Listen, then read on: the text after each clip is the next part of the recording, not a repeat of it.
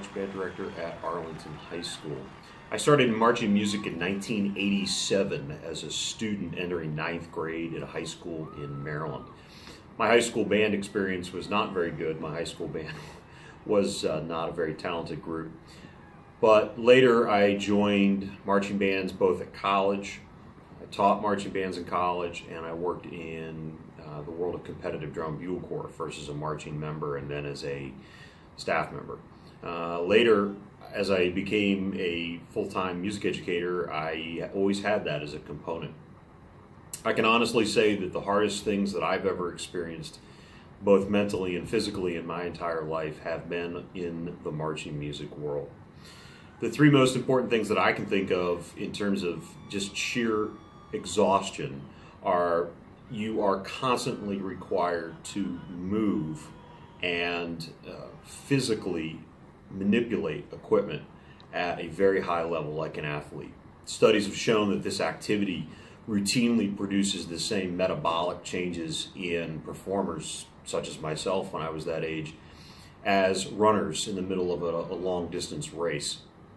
Blood pressure is accelerating, breath accelerating, beats per minute of the heart up near 200 for prolonged periods of time. It was just incredibly athletic. But at the whole time I was doing those things and at those aggressive physical levels, I also had the added responsibility of trying to play 300 or 400 measures of music while remembering 200 or 300 individual coordinates or responsibilities on the field, some of which were happening every 2 to 2.5 seconds. The groups that I played in, percussion section, especially had interdependence worked in there at an incredibly high level. So I, as a member of the bass drum section, was literally playing 1/5 of a whole part. Now, I don't know about anybody else, but for many people that's a mental challenge, to play part of an ensemble.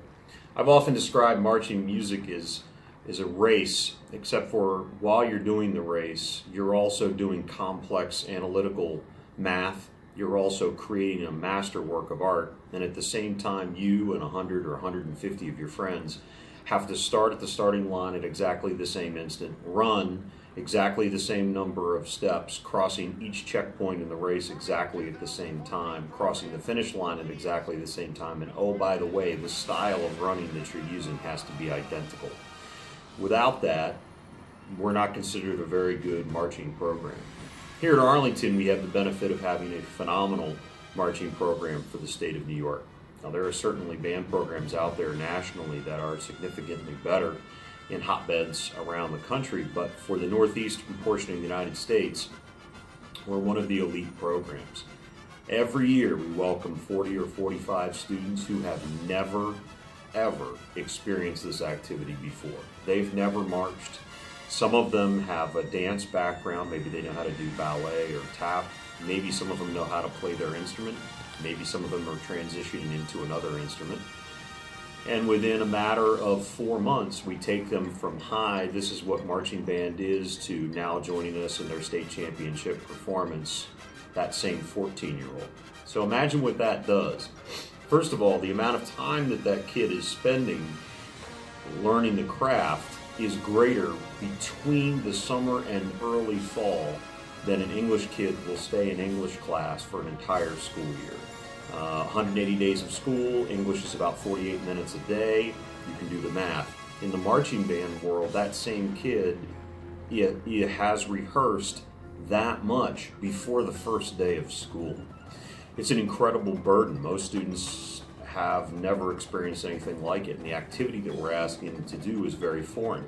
Move really well, move very gracefully, play your very best. Do so simultaneously, repeat.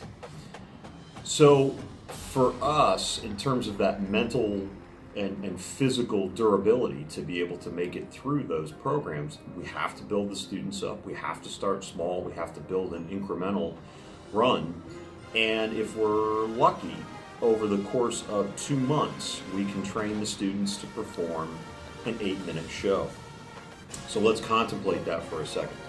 When the students are coming into our school, having never seen an activity, we are introducing them to that activity. We are having to tell them and work with them so that they understand musically and visually and just culturally how to exist in that world, frequently surrounded by students 2 or 3 or 4 years older than they are. And we are going to be judged on our weakest member. So the newest member coming into our organization has to be just as good at what they do as the oldest member. And all of that's got to happen in a very, very, very quick time. So there's a mental stress that exists on those kids. The physical stress is increasing. It's an increasing problem over time. When I went through marching band in 1987, I think I was pretty typical for a lot of my classmates. I did chores around the yard. I made sure that I was able to physically handle that. It was not uncommon for me to go work on my uncle's farm, bale hay all day long. Things when I got to my high school marching band were not the most physically strenuous activity I'd ever been in. Here, it's not uncommon for even our athletes to come in, and where they might be able to do really well at their sport if they have a 2-hour practice, here we're talking about 8 hours a day every day for 2 weeks. It's unlike any physical requirement they've ever experienced. And every year we see more and more students who are lacking in that basic understanding of what it takes to physically do the activity. And so we're having to bridge those gaps with those students.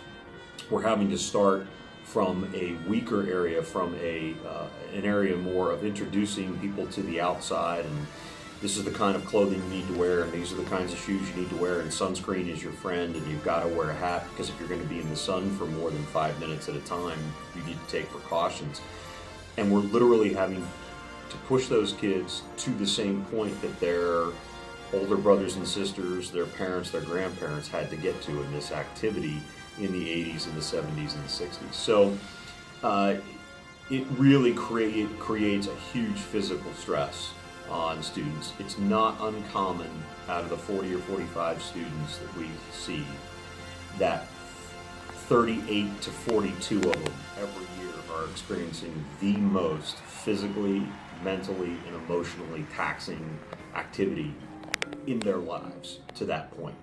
Many of them are pushing through boundaries they didn't even know existed, and certainly didn't know they could get through. Now, the reward of that, of course, is once you get through that, once you have shared that experience of having that obstruction to success, and then physically doing what it takes, mentally doing what it takes, emotionally doing what it takes, and working as a team to push through that, it's a feeling unlike any other that can be produced. I certainly grant you that there are other activities here at Arlington High School and other activities around the world that teenagers can get involved in that do this. But I can't think of one that does it quite as universally as a marching band activity. Case in point, if I play baseball, which I did for years and years and years as a kid, I have to work at practice. And so maybe I'm going to go out and shag fly balls for 20 minutes. Then maybe I'm going to transition to batting practice where I'm going to stretch and stand around and wait my turn. And then I'm going to hit, 50 pitches. And then I'm going to go work on some endurance. Okay. During the game, however, there's a lot of sitting around. There's a lot of reflecting on what just happened, getting coached in real time, understanding what's got to happen, and then making that a reality. In marching band, we work for no less than 3 hours at a stretch. And when we work, there's some episodic training in that, but every player on the field is varsity first string. We don't have a bench. We don't have a dugout to go back to. So when I played baseball, if I was having a bad day or I felt ill, the coach just put in another player that could play first base. In the marching band world, if I'm not there to do my job, that job doesn't get done. There is a hole. Imagine that same baseball team with that philosophy. Well, Daryl's sick. We don't have a first baseman in today's game. It's not going to go well. So you feel an accountability, and you have an accountability that pushes you and requires that you push yourself beyond. During the game, if you want to think of it like that, or performance, there is absolutely no student to teacher interaction. By the rules, if I coach a student in any way, shape, or form, during the 15 minutes that they're on the field performing, our band is disqualified, penalized to the point of we shouldn't have even arrived.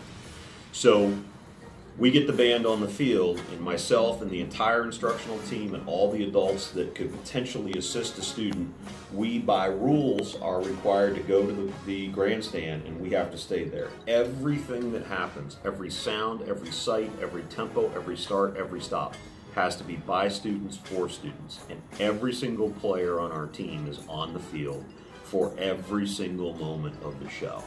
So imagine that freshman coming into school playing baseball and knowing that they had to go on the varsity team. They were never going to have any timeout. They always had to be on the game. And by the way, from the first pitch through the last pitch, no communication was going to take place from an adult. You either sank or swam based on what you knew, what you were prepared to do. So imagine the concern, the stress that puts on a kid mentally. And then imagine what accomplishment is felt when you're able to be that self-sufficient. That brings me to my last thought about the marching music world. The marching music world is a unique set of skills. You got to move like the New York Ballet while playing like the New York Philharmonic. You've got to entertain like a rock star on a stage. You've got to control environmental factors of heat, of rain, of being too dry, being too thirsty, being too sweaty, being too whatever. You've got to deal with a different facility every single time you perform. It sounds different, feels different, has different ways in, different ways out. And you've got to have all of that from day one. Then you've got to perform in such a way that you are 100% in unison with everything that you do with 130 other people at the same time. How can that not be stressful? How can that not be something that causes you to be nervous? And the answer is, when you first try it, you definitely do feel those nerves. By the end of our season, when we look in the eyes of our kids getting ready to go onto the field or coming off of the field after a great performance, they have provided for themselves by all of their unique, individualized work. They have overcome obstacles which are unlike anything else they're going to experience by the time they're 18 years old. If they can do that, and I've said this many times, if you can be on a field with 3 different instructors, all of which give you feedback after you do one repetition of one simple activity, if you can handle all those environmental factors, including adjudicators being at weird places that might cause you to run into them or not run into them, or sounds that you might not have ever heard because all of a sudden today's stadium has a roof or has a back wall, or environmental concerns that you didn't know existed, like the temperature is 98 degrees outside today, today the temperature is 38 degrees outside, do exactly the same job. If you can do those things, then sitting in the classroom taking notes from one teacher at one time on one topic can be a lot easier. If the students are able to persevere, what we tend to see from the vast majority of them is they are the movers and shakers of not only the school, but of their future lives. And when you talk to students, just like if you talk to me from when I was way back when in the activity, the vast majority of them will say, my time in marching band, my time in competitive drum corps, my time in competitive marching music made me who I am. It gave me the ability to overcome any obstacle that I had whenever I had it. It gave me the ability to mentally focus when my brain seemed to not want to focus. It gave me the ability to know that I can push a little bit harder and nothing bad is going to happen to me. Yeah, I'm going to be tired. Yeah, I'm going to be wiped out. But nothing really seriously bad is going to happen to me because I've seen those limits. I've worked when you're in Jackson, Mississippi in August and the morning temperature when you wake up is 97 degrees and it goes up to 110 or 112 degrees and you're carrying a bass drum that weighs 30 pounds in an 8-hour rehearsal block. I made it through that. So, you know, now if I got a really long day and a bunch of kids want to work after school and then I have an evening rehearsal and then I got to go home and answer emails from parents in the air conditioner, that just doesn't seem that stressful anymore.